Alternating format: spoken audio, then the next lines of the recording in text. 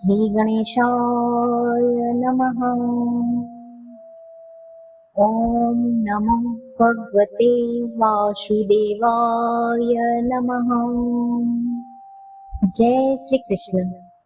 કનૈયાની પ્રિય ગોપીઓ, આપ સૌનું મારી ઓમ ડિવાઇન કથા યુટ્યુબ ચેનલ પર હાર્દિક સ્વાગત છે.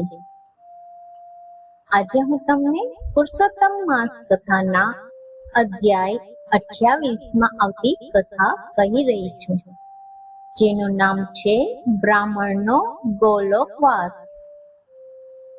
યમરાજાની આજ્ઞા પ્રમાણે ચિત્રગુપ્તે આ બ્રાહ્મણને જ્યાં કોઈ પણ ફળ પાકતું ન હોય તેવા ઘોર વનમાં પ્રેત યોનિમાં નાખ્યો.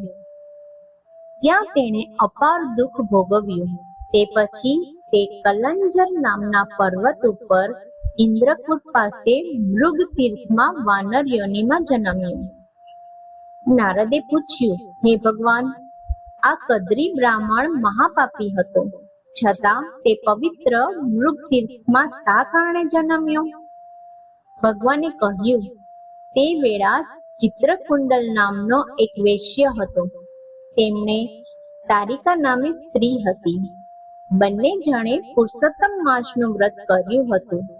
તેના ઉત્થાપનના સમયે આ કદ્રી બ્રાહ્મણ દક્ષિણા લેવાની લાલચે ત્યાં આવ્યો હતો. તેથી અનાયાસે તેને પુરુષોત્તમ ભગવાનની પૂજાના દર્શન થયા હતા અને દક્ષિણાની લાલચે તેણે પુરુષોત્તમ માસના વખાણ કરી સ્તુતિ કરી હતી. આ પુણ્ય કર્મના પ્રભાવે તે પવિત્ર ક્ષેત્રમાં જન્મ્યો હતો. આ વન ફળ ફૂલોથી ભરેલું હતું. ભગવાન રામચંદ્રે વાનરોને વરદાન આપ્યું હતું કે, હે સુગ્રીવ, અંગદ, જાંબુવાન, તમે મારી ભાવપૂર્વક સેવા કરી છે. તેથી તમારા વાનરોને હું વરદાન આપું છું કે તમે જ્યાં હશો ત્યાંના વન ફળ ફૂલોથી લચેલા રહેશે. તે પછી વાનરો શ્રીરામની વિદાય લઈ આ વનમાં રહેવા લાગ્યા.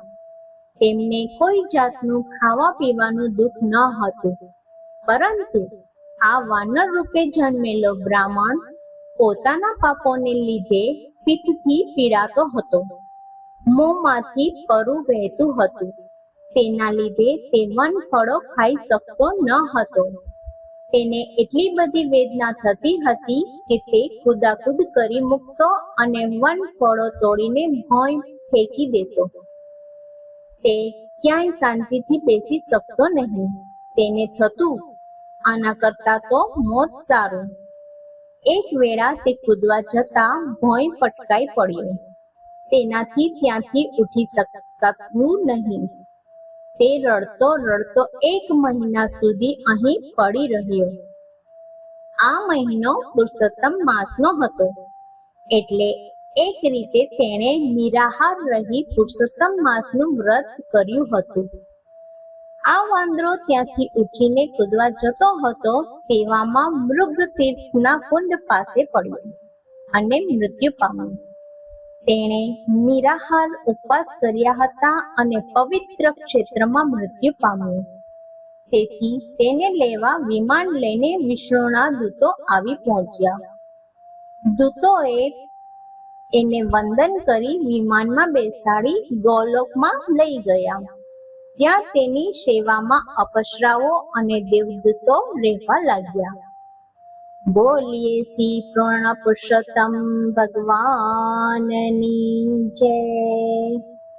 હે પ્રભુ શ્રી કૃષ્ણ, આ પવિત્ર પુરુષોત્તમ માસમાં ભક્તિ, શ્રદ્ધા અને સારા કર્મ કરવાની અમને બધાને શક્તિ આપજો. જે કોઈ આ કથા શ્રદ્ધાથી સાંભળે કે કરે, તેમના તમામ દુઃખ દૂર થાય અને તેમના જીવનમાં સુખ શાંતિ આવે. જો તમને આવી આધ્યાત્મિક કથાઓ ગમતી હોય તો વિડીયોને લાઈક કરો, મારી ચેનલને સબસ્ક્રાઇબ જરૂર કરજો અને આ કથાને તમારા પરિવાર અને મિત્રો સાથે શેર કરવાનું ભૂલશો નહીં. તમારો સાથ અને આશીર્વાદ હંમેશા મને આપતા રહેજો. ફરી મળીએ એક નવી ભક્તિપૂર્ણ કથા સાથે. જય શ્રી કૃષ્ણ. રાધે રાધે.